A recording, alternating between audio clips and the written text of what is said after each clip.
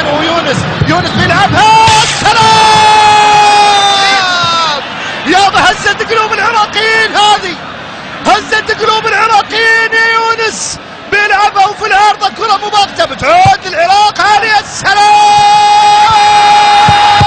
الله همامي. السلام impossible. لا مش معقولة ابدا. كم عارضة وكم قايم وكم هجمة. يا الله، ارجع يا مخرج، عطنا اياها يا مخرجنا. شو سويتوا يا العراقيين؟ شو سويتوا يا العراقيين؟ شوف ارجع من بدايتها يا مخرجنا.